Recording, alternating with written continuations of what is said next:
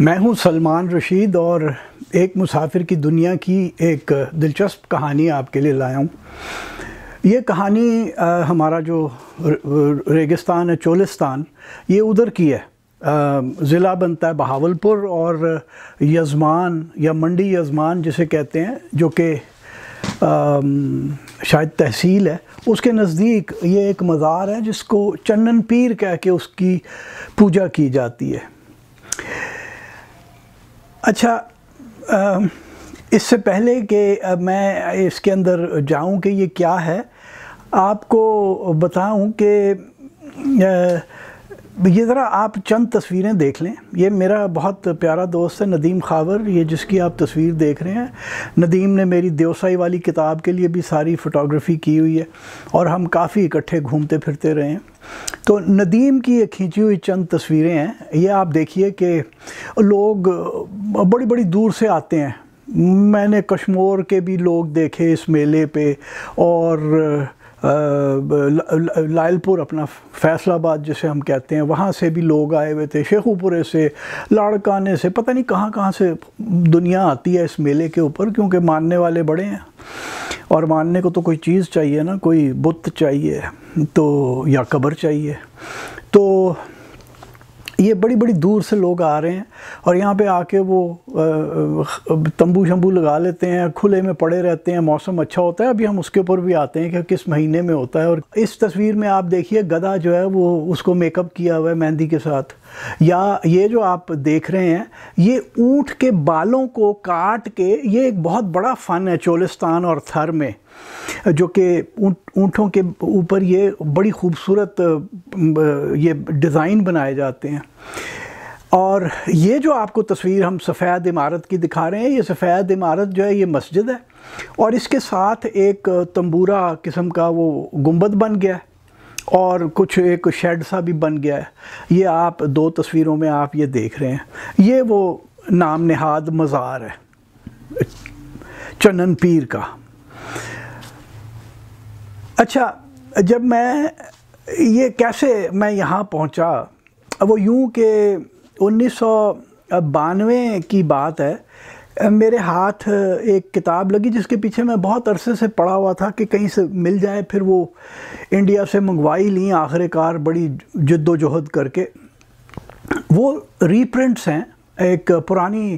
ترجموں کے، جو کہ یونانی زبان سے انگریزی میں کیے گئے ہیں، اور جان میک کرنڈل جو کہ ایک تاریخ دان تھا، اس نے یہ ترجمے کیے ہوئے ہیں۔ تو یہ وہ جو یونانی لوگ بہت سال پہلے، آج سے 2500 سال پہلے جو کچھ لکھ رہے تھے، یہ ان کے مختلف ٹولمی ہو گیا، ٹیسیاس ہو گیا، نیارکس ہو گیا، میگاستھنیز، اسٹرابو وغیرہ، جو انہوں نے انڈیا کے بارے میں لکھا اس زمانے میں، تو میک کرنڈل نے اینشنٹ انڈیا کے ٹائٹل سے وہ سارے ترجمے کیے۔ اور چونکہ اس زمانے میں جو بھی انڈیا آتا تھا یا سنی سنائی بات لکھتا تھا، وہ اپنی کتاب کا نام انڈیکا ہی رکھتا تھا۔ میگاستھنیز جو کہ چندر گپت موریہ کے دربار میں سفیر کے طور پہ آیا تھا وہاں سے، یونان سے، اس کی کتاب بھی انڈیکا ہے۔ آریان جو کہ ایک جرنیل تھا جو انڈیا نہیں آیا تھا، اس کی کتاب بھی انڈیکا ہے، جو سنی سنائی باتوں پہ لکھی گئی۔ ہمارا اس قسط کا جو ہیرو ہے وہ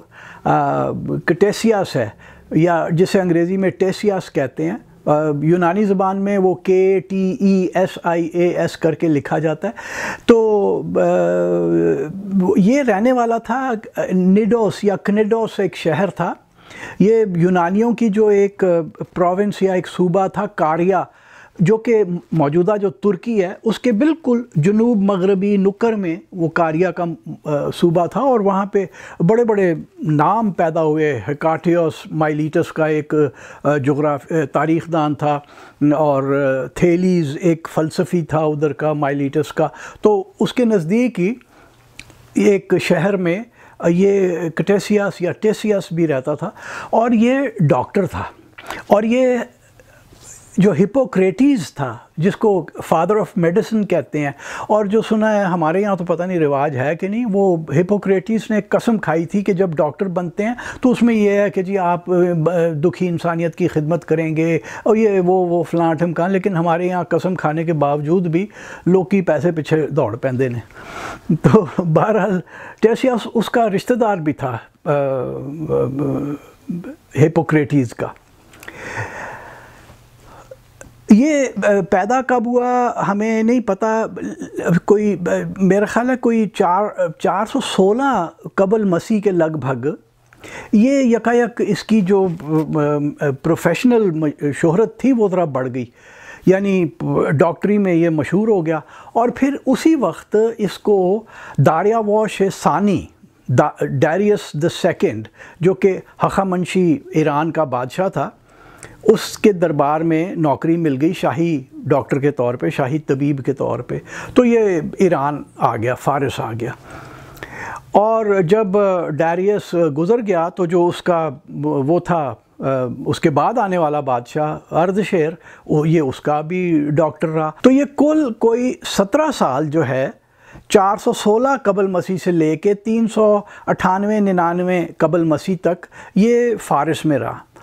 اچھا، اور اس کے ذمہ بہت ساری کتابیں بھی لگائی جاتی ہیں، کوئی ایک رپورٹ کے مطابق تو شاید 26 اس نے مختلف کتابیں لکھی۔ ایک اس نے انڈیکا لکھی، وہ انڈیا کے بارے میں، آیا کبھی نہیں تھا انڈیا، وہ جویں ساڈے سفر نامہ نگار کرتے ہیں نا اردو والے، گئے گوئے کتے نہیں، بس گھر بہ کے ہی ٹھکا ٹھک کتاباں 50 کتابیں لکھتی سفر نامے، تو اسی طرح یہ اس نے بھی یہ کیا۔ اور مجھے یقین ہے کہ یہ بلکہ جو جان میک کرنڈل جس نے ترجمہ کیا اس کا بھی کہنا یہی ہے کہ جی یہ چونکہ انڈیا اور فارس کے بیچ بہت تعلقات تھے، وہاں سے تاجر لوگ بھی آتے تھے، ڈپلومیٹس بھی آتے تھے، ہر قسم کے لوگ ایران کی دارالخلافے میں آتے تھے جہاں یہ کام کر رہا تھا بادشاہ کے ساتھ، تو یہ ان سے کچھ سنتا ہوگا، اور کچھ جو فارسی لوگ اس کو جن قریب بادشاہ کو وزیر، کوئی سپاہی، کوئی فوجی، اس کو جو اس نے کہا کہ جی میں انڈیا گیا تھا تو اسے پکڑ لیتا ہوگا، انڈیا والوں کو خاص طور پہ پکڑتا ہوگا، کیا پپا ہے نا میں نے انڈیا دے بارے دسو۔ یعنی آپ کو میں ایک بات بتا دوں کہ یہ الیگزینڈر کے زمانے اور اس کے بعد تک انڈیا وہ ملک تھا جیسے ہمارے ایک عام ان پڑھ آدمی کے لیے امریکہ یا سویڈن یا ناروے ہے نا آج کل، کہ ہر کوئی بھاگ بھاگ کے ادھر جانے کو کرتا ہے، اس کے جاننے کی تو ہمارے اندر وہ چیز نہیں ہے کہ ہم ان ملکوں کے بارے میں کچھ جانیں، ہمیں صرف ہے کہ اتھے جا کے نا کوئی ڈالر کما لئیے۔ تو یہ اس زمانے میں یہ تھا کہ انڈیا ایک ایسا ملک تھا کہ جس کے بارے میں جو پڑھے لکھے لوگ تھے، جو تہذیب یافتہ، اور وہ مغرب میں یونانی لوگ تھے، ان کو ایک بہت تجسس تھا، بڑا تھا کہ یار انڈیا کیسا ملک ہے، کیا ہے۔ تو یہ جو ٹیسیاس ہے، اب آپ 416 415 414 قبل مسیح کا زمانہ ہے، یہ جو انڈیا سے آ رہا ہے اس کا گریبان پکڑ رہا ہے، بھائی میں نے اپنے دیس بارے کچھ دس، تو شاید وہ اسے لاہوریے ملتے ہوں گے، گو کہ اس وقت لاہور شاید ابھی آباد نہیں ہوا تھا، یا لائل پوریا ٹائپ لوگ، وہ کہتے ہوں گے اچھا آ گیا نرگیچ، وہ پھر اسے خوب داستانیں سناتے تھے۔ کوئی کہتا تھا وہ ساڈے اتھے تے جی کتے نے ایسا انسان ہے جہاں منہ کتے ورگا ہوندا ہے، وہ بھونکدا بھی کتے وانگو ہے، وہ سانوں کی پتہ سی کہ انہاں دیاں اولاداں اج کل ایک باری سیاست بھی کر لین گیاں۔ تو یہ اس قسم کی باتیں اچھا اس میں ایک کرٹیکل ایکیومن بالکل نہیں تھا، وہ جو سنی سنائی بات ہے نا اس کو آمنا صدقنا مان لیتا تھا ٹیسیاس، تو وہ جو اس کی انڈیکا ہے وہ کاٹ کباڑ سے بھری ہوئی ہے۔ اور میں آپ کو انڈیکا کے بارے میں بتا دوں کہ جو ٹیسیاس کا اوریجنل نسخہ ہے نا وہ ہم تک نہیں پہنچا، وہ ہوا یہ کہ اس کے کاپیسٹ بہت سارے تھے، اس کو بہت لوگوں نے کاپی کیا، اس کو کوٹ کیا، اس کا حوالہ دیا، تو یہ کتاب تقریباً پوری ہی مختلف سورسز سے کر کے بچ گئی، جو کہ میک کرنڈل نے پھر ترجمے میں ٹیسیاس کے ذمہ لگا دی۔ تو تقریباً وہی ہے جو کہ ہے، ہو سکتا ہے کچھ چیزیں اس میں سے کٹ گئی ہوں گی۔ اس میں اس نے ایک بڑی دلچسپ بات کی، اس نے کہا کہ جناب ہندوستان، انڈیا کے ایک ان انہیبٹڈ علاقے میں جہاں پہ کہ کوئی رہتا نہیں ہے، وہاں ایک مزار ہے، ایک شرائن ہے، ایک پوجا گاہ ہے جہاں پہ کہ سورج کی پوجا ہوتی ہے، سوریا کی، جو سورج کا دیوتا ہے سوریا. اور وہ جو ہوتی ہے تو سوریا ان دنوں وہ 30 اور 5 دن یعنی 35 دن وہ پوجا چلتی ہے، اور ان 35 دن کے لیے سورج اتنا مہربان ہو جاتا ہے کہ وہ اپنی گرمی کم کر دیتا ہے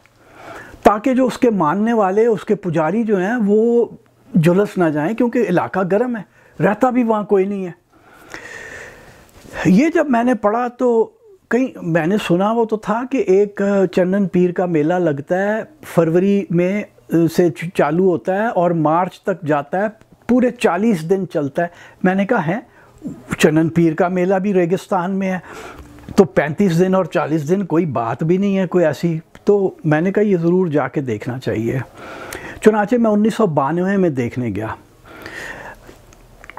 اب میں آپ کو پہلے تو وہاں کی وہ ساری وہ بتاؤں کہ یہ جو مزار کی تصویر میں آپ کو پھر دکھا دیتا ہوں، وہ جو اب یہ ڈوم بن گیا مسجد کے ساتھ، اس وقت یہ نہیں تھا. جو میں نے دیکھا اور جو میں نے تصویر کھینچی اور جو میری کتاب پرزنر آن اے بس کے اندر محفوظ ہے وہ یہ تصویر ہے.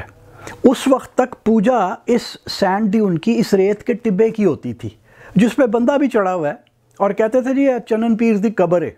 وہ ریت کا ٹبا تھا، اس کی پوجا ہوتی تھی.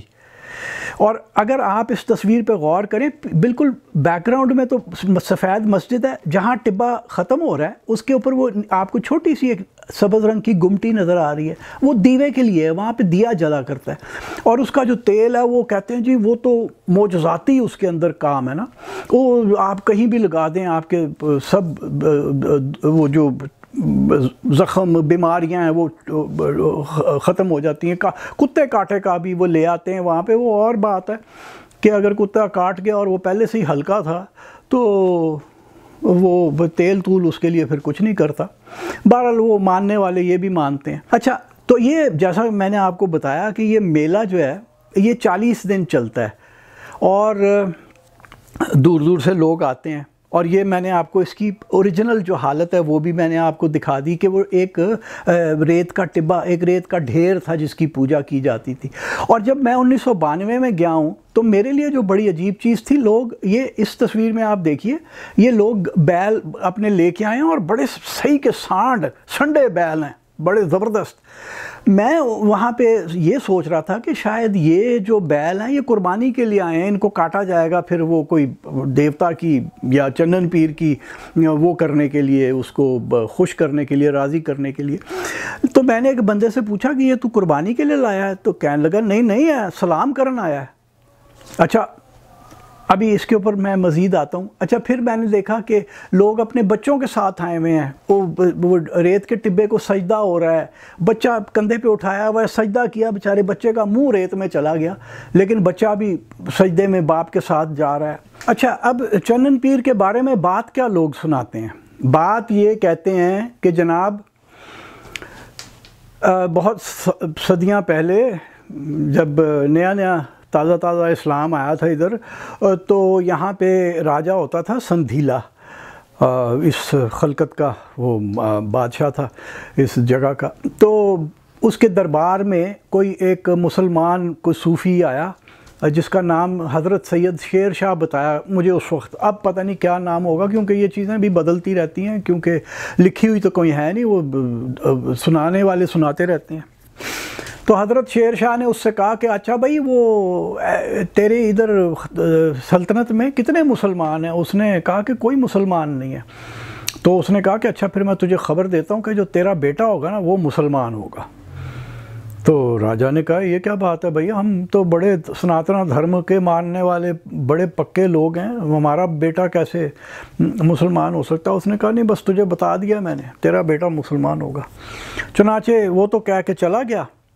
تو کچھ عرصے کے بعد جو اس کا بیٹا ہوا، بڑا پیارا بچہ تھا، تو بادشاہ نے کہا کہ یار یہ تو خانہ خراب مسلمان ہو جائے گا، تے اینو لجا کے وہ باہر کتے چھڈ آؤ یار کسی ریت دے ٹبے تے. تو وہ درباریوں کو کسی کو دیا اور وہ جا کے اسے چھوڑ آئے، اور کچھ دن کے بعد خبر آنی شروع ہوئی کہ نہیں سر جی، وہ تو جو بچہ ہے نا خود بخود ایک پنگوڑا کہیں سے آ گیا ہے، اور وہ بچہ تو اس میں کھیل کود رہا ہے، وہ تو پل رہا ہے، بڑا وہ کیسے پل رہا ہے ہمیں نہیں پتا۔ تو بادشاہ نے کہا کہ اچھا یہ تو بڑا کوئی معجزہ ہے، تو میں جا کے اس بچے کو پھر لے آتا ہوں۔ تو بادشاہ درباریوں کو لے کے ساتھ گیا، تو وہاں وہ جا کے دیکھتے ہیں کہ واقعی وہاں پہ لکڑی کا ایک پنگوڑا آ گیا اور اس کے اندر بچہ پڑا ہوا ہے مزے سے۔ تو بادشاہ نے وہ اس کو اٹھانے کی کوشش کی تو پنگوڑا ہوا میں اڑ کے چلا گیا اور بادشاہ کی پہنچ سے باہر ہو گیا۔ تو بادشاہ نے کہا یہ کیا؟ وہ بادشاہ تھوڑا پیچھے ہوا، وہ پھر نیچے آ گیا، وہ 2-4 بار اس نے ٹرائی کیا، یہی ڈرامہ ہوا۔ بادشاہ نے کہا کہ نہیں لے بھائی، ہو نہ ہو اس میں کوئی نہ بڑے بڑے دیوتاؤں کا کوئی عمل ہے۔ تو وہ بچے کو وہیں چھوڑ کے آ گیا، بچہ وہاں پلا اور اتنا خوبصورت نوجوان بنا، اور اس نے پھر پوری دنیا کو مشرف با اسلام کیا۔ اور جب وہ مرا تو اس نے کہا کہ مجھے جس ریت کے ٹیلے پہ مجھے چھوڑ کے گئے تھے، ٹبے پہ، ڈھیر پہ، مجھے وہیں دفن کرنا، اور میری قبر کے اوپر گنبد نہیں بنانا۔ اچھا اب میں آپ کو واپس پیچھے لے کے چلتا ہوں۔ میں نے آپ کو بتایا تھا کہ سوریہ کی پوجا ہوتی تھی، تو یہاں پہ 5-6 ہزار سال پہلے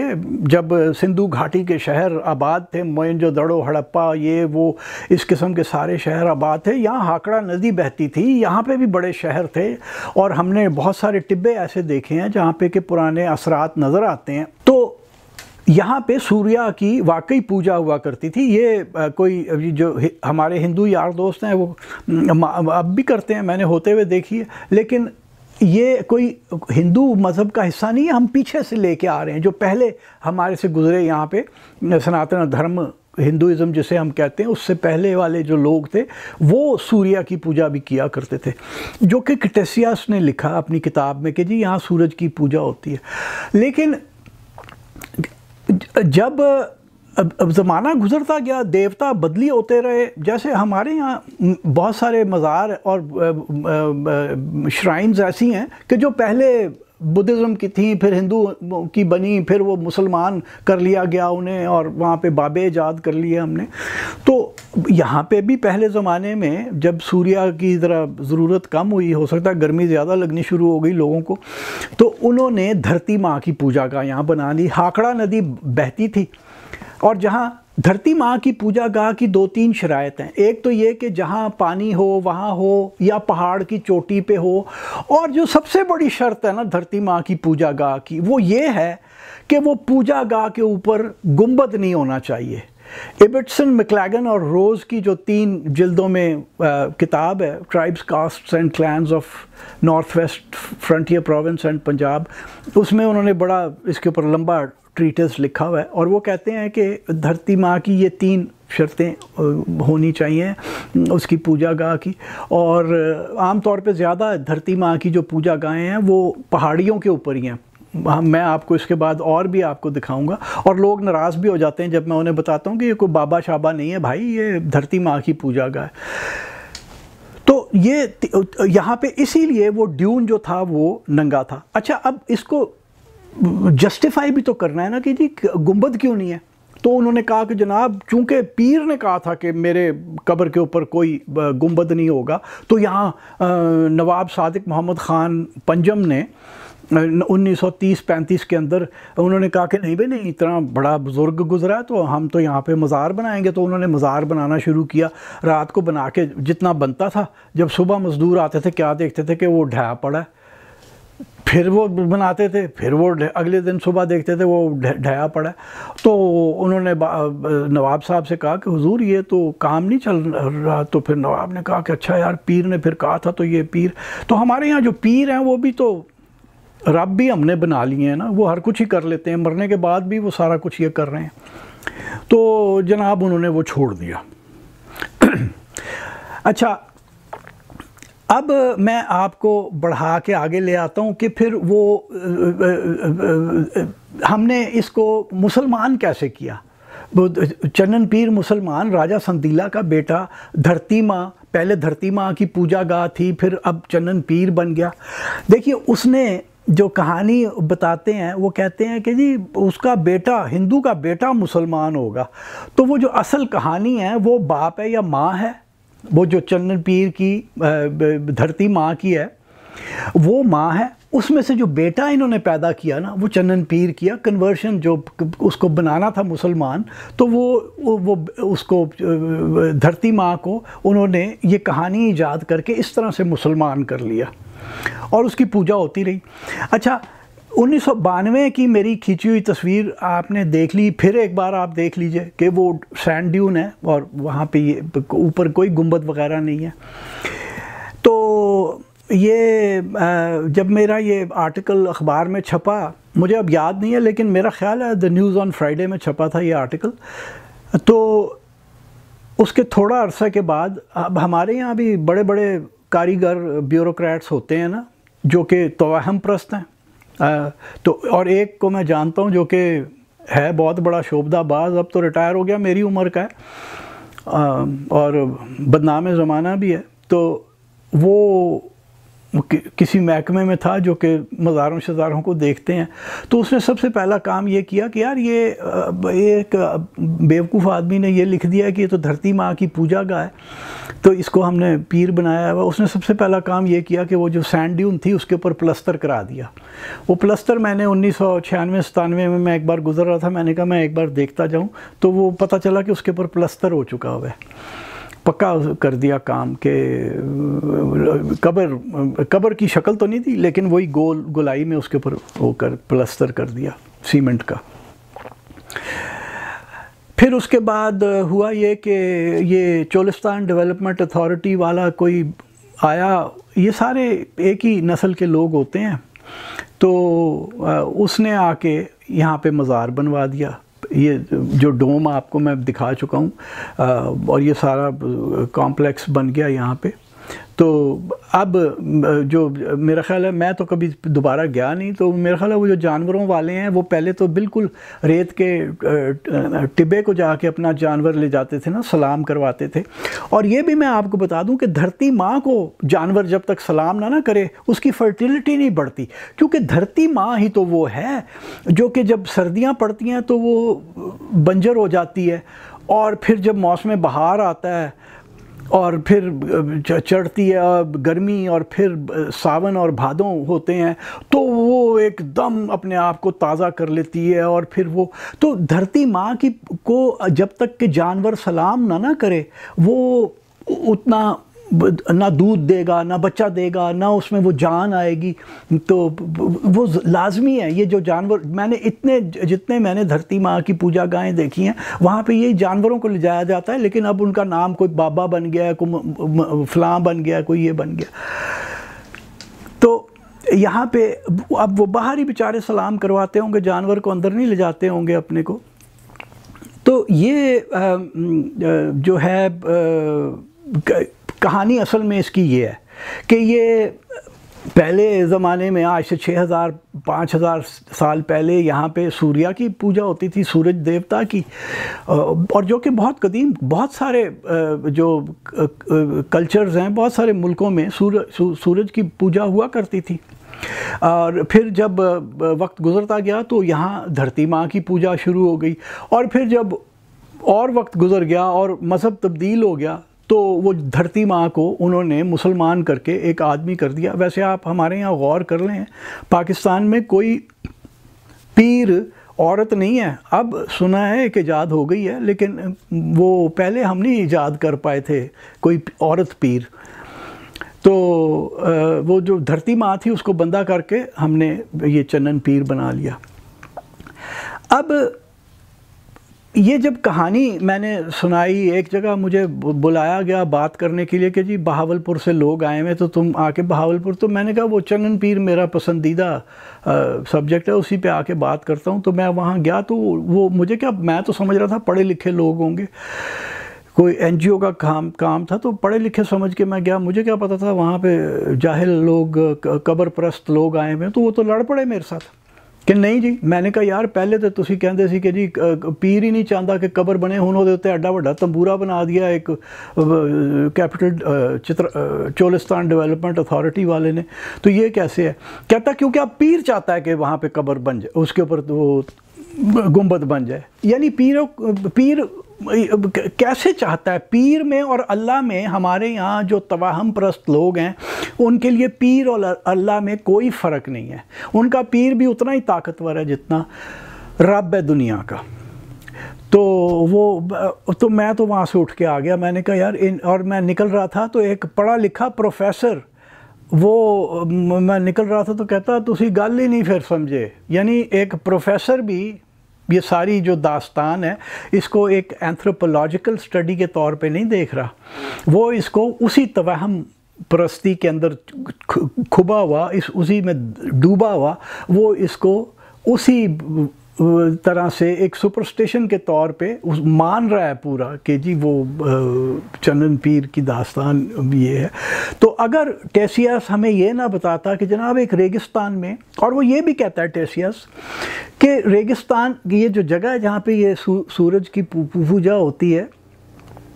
تو یہ جو برفانی پہاڑ ہیں جہاں سے ماربل نکلتا ہے، اور وہ یہ سوات اور اپنا ہمالیہ کے بھی کچھ پارٹس ہیں جہاں حصے ہیں جہاں سے یہ